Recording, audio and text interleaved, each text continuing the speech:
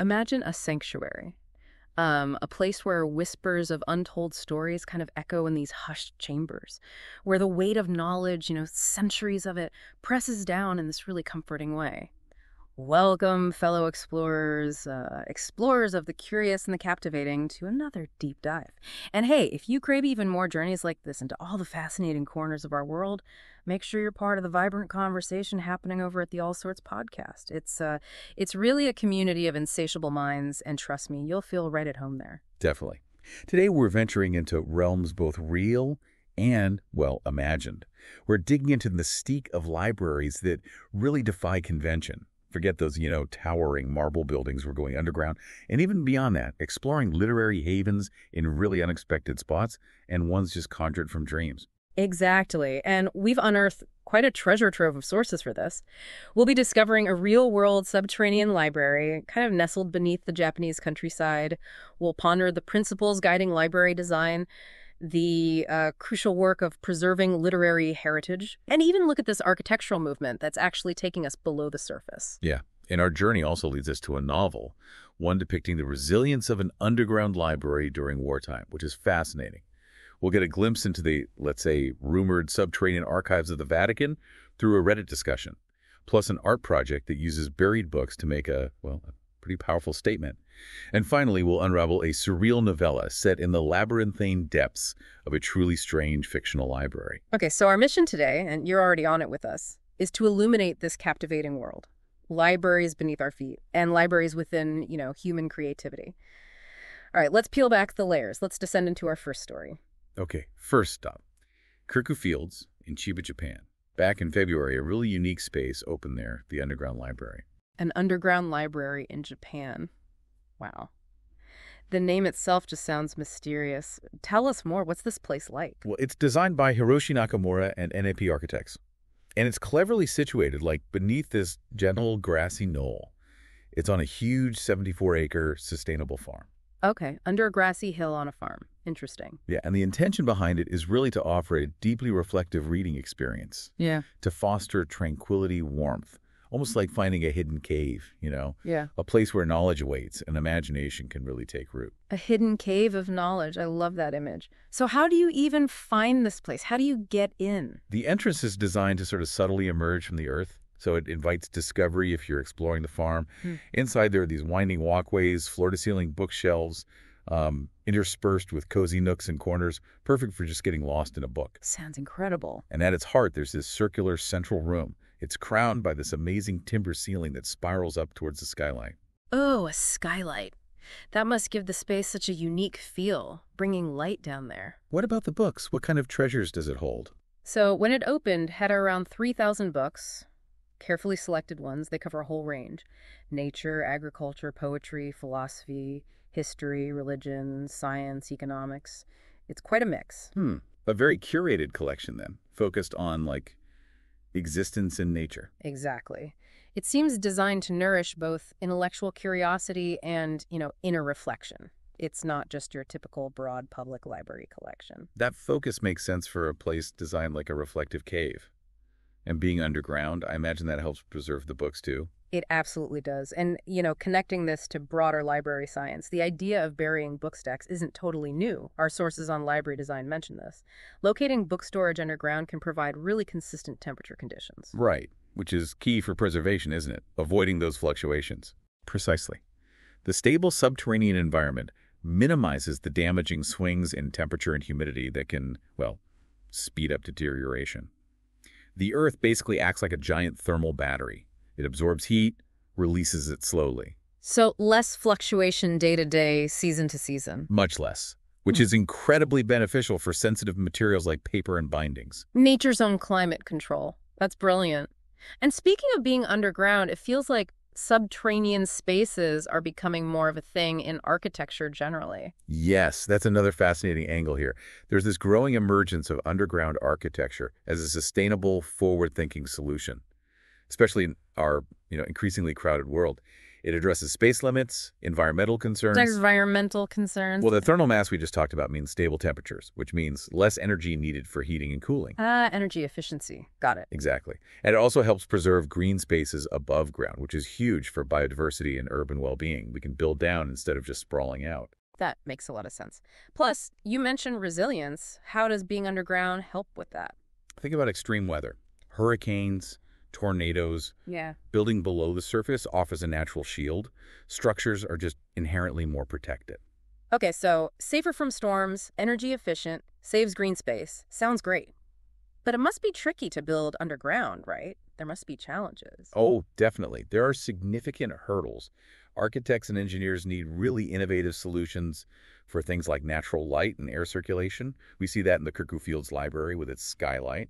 And there are other projects, like the proposed Low Line in New York City. The low line? What's that? It's this idea to channel actual sunlight underground using advanced fiber optic technology to create an underground park. Wow, bringing sunlight deep underground? That sounds almost sci-fi. It does, but it's becoming more feasible. Other challenges, though, include managing groundwater, ensuring soil stability around the structure, and, of course, minimizing disruption to the local ecosystem during construction. And what about the human side? Does it feel weird being underground? That's a valid point, too, the psychological aspect. For some, underground spaces might trigger claustrophobia or a feeling of being disconnected from, the world above. Right. We are kind of used to the open sky. But it seems like for certain uses, like libraries or maybe archives, the benefits are really stacking up. Okay, let's shift now from architectural innovation to a different kind of underground library, one born from wartime necessity. Yes. This brings us to the novel The Underground Library by Jennifer Ryan. It's set during the Blitz in London, and it offers this really moving perspective on libraries being much more than just buildings full of books. The Blitz Library. I think I've heard of this novel. A library destroyed by bombs, so it moves into an underground station. That's powerful imagery. It really is. The premise is exactly that. The local library's collection gets relocated to an underground station where Londoners were sheltering from the nightly bombings. And in that subterranean space, the library became this vital source of, solace, offering stories, uplift, a needed escape during truly horrific times. It just highlights how much comfort books can offer, especially in a crisis. That escape is so important. Absolutely. And the novel captures this beautifully. There are lines like, books are like old friends telling us great truths, holding our hands through the difficulties, showing us the light and joy at the end of every tunnel. Wow. And another one, libraries aren't only about books. They're about people. They're about human life, how books can mend hearts, comfort wounds, and inspire us. But most of all, books can bring people together. Those are really resonant quotes. It underscored that idea of the library as a community anchor, a source of strength, even when everything is falling apart. And the underground setting itself, it adds another layer, doesn't it? A sanctuary within a sanctuary. Exactly. The underground library in the novel becomes this potent symbol of resilience, a testament to the human need for connection, for stories, even in the darkest times. It's a great reminder that the library's essence isn't just the building, it's the collection and the community it fosters. Okay, now shifting gears a bit. From fiction inspired by reality to, maybe a different kind of hidden world, the Vatican's underground archives. Yes, this definitely takes us into some fascinating territory, maybe even bordering on speculation. We found this Reddit thread discussing them. One user made this, frankly, astonishing claim that they span over 50 miles of shelving. 50 miles! Like the Reddit post said, just let that sink in. Forget conspiracy theories for a second. That's just an almost unbelievable amount of historical material. It really is. The scale is mind-boggling. And the comments on the thread mostly speculated about what's actually down there. Mostly bureaucratic documents, historical records, correspondence, things accumulated over centuries by the church. Right. But of course, some people wondered about more sensational stuff. Hidden secrets. Oh, naturally. That's always part of the allure, isn't it? Is it just ledgers and letters or something world-changing? The eternal question. The reality is probably, somewhere in between. As a state and a major global religious institution going back millennia, the Vatican would naturally amass a huge volume of records, just the administration alone. Sure, that makes sense. The thread also mentioned accessibility. Apparently, scholars can access the archives, but there are restrictions. And importantly, there isn't a full public index for more recent materials. So it's not like you can just browse freely. You need a specific reason, and some periods are more restricted than others.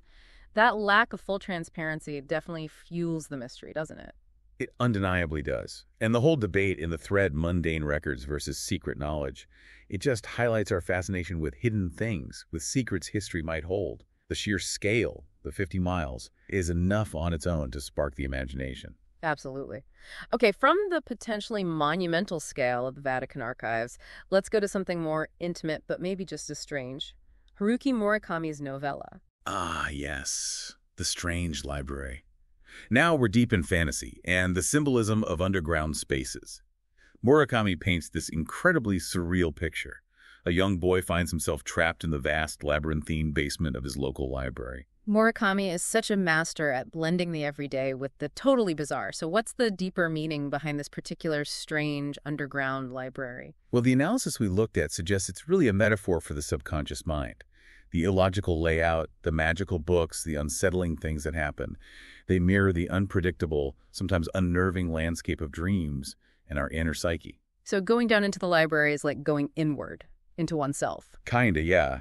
And Okay. the protagonist goes through this big transformation down there. He starts out sort of passive, but he finds hidden courage and resilience navigating this weird place, connecting with other captives. It suggests identity isn't fixed, maybe, that challenging experiences can change us. Exactly. It speaks to that fluidity, how intense or strange situations can draw out parts of ourselves we didn't even know were there. The library's strangeness forces the boy to confront the unfamiliar, maybe unsettling, parts of his own inner world. And through that, he gains a deeper understanding of himself, his potential. The trials he faces down there are almost redemptive, shaking him out of his routine, showing him new possibilities. It really makes you think about our own inner libraries, doesn't it? Those unexplored landscapes in our minds, and the potential for discovery hidden within. Okay, let's shift from the metaphorical underground to a very literal one, but with an artistic and environmental purpose. Right, this brings us to Jenny Kindler's Underground Library Art Project. This is really thought-provoking. It uses the idea of a buried library to send a powerful message about the environment, and maybe our collective memory. Art meets environmentalism. Sounds intriguing. What does the project actually involve? So Kindler collects discarded books specifically about climate change. Unread manuals, forgotten bestsellers, Oh. books with warnings that were largely ignored. Okay, so the books themselves are symbols of unheeded warnings. Precisely. Then she uses a process called biochar. The books are slowly burned in a low-oxygen environment. This turns the paper into a stable, carbon-rich material, kind of like charcoal, Biocharing. Okay, why do that? because this biochar locks away the carbon. When it's buried, that carbon is sequestered underground, basically taking it out of the atmospheric cycle. It makes the natural decay process carbon negative. Wow, okay, so it's a real method of carbon sequestration. Yes. And after exhibitions, these biochar books are permanently buried. The act of burying them is incredibly symbolic. It evokes chillingly dystopian book burnings. But it also acts as a memorial, she says, to the unheeded call to action on climate change. That's a really powerful image, burying the warnings. Is there a place where this is permanently installed? Yes, the first permanent underground library was installed at the College of DuPage Prairie back in 2017. Students actually helped with the burial process, learning about the prairie and climate change at the same time. That's a really impactful project, connecting the symbolic act with education and environmental action. So as we've journeyed through all these different underground and fantasy libraries, it kind of brings us back to a fundamental question. How do we actually preserve all this knowledge in whatever form it takes? Exactly. And our sources on library preservation highlight that it's an ongoing challenge on multiple fronts. For physical materials, even with stable underground conditions, there's still deterioration from paper quality, environment, pests, even just handling them. Right. The physical object is inherently fragile over time. And then there's digital preservation, which has its own whole set of complex issues. It's not just saving a file and forgetting about it. No, definitely not. Technology changes so fast. What works today might not work in 10 years. Precisely. You're constantly battling technological obsolescence changes in hardware, software. Plus, the digital media itself can degrade. So you need active strategies, like migration moving data to newer formats, or emulation creating ways to run old software on new systems, or encapsulation bundling the data with the software needed to read it. It's this constant effort, isn't it? Protecting the physical past while also trying to secure the digital present for the future. It's a real balancing act. Whether you're designing careful subterranean storage for physical books or developing complex digital archiving techniques, the core goal is the same, making sure that knowledge, those threads of human thought and creativity, endure through time.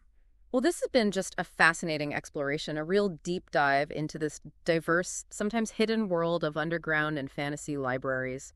From the clever architecture of real underground havens, to the resilience shown in wartime shelters, to the symbolic landscapes of the mind in fiction, and even these powerful environmental statements using buried books. Yeah. It's so clear the idea of a library goes way beyond just a building. It certainly does. And it leaves us, and hopefully you, with a final thought to ponder. What other hidden repositories of knowledge or imagination might be out there, both in the real world, maybe unseen around us, and also within the unexplored territories of our own minds? It really makes you consider the power of libraries in all their varied and sometimes unexpected forms. Absolutely. And hey, if you enjoyed descending into these hidden realms with us today, please do take a second to, light up our little corner of the digital world. Like, share, and subscribe to the All Sorts podcast over on YouTube. Your support really does fuel these explorations and helps us bring more deep dives like this one to you. We've got a great back catalog, too, just packed with other fascinating topics waiting for you. And to keep the conversation going between deep dives, and maybe share your own thoughts on underground libraries or fantasy ones, be sure to follow the All Sorts podcast on X, Instagram, and Threads. We genuinely love hearing your perspectives and what you think.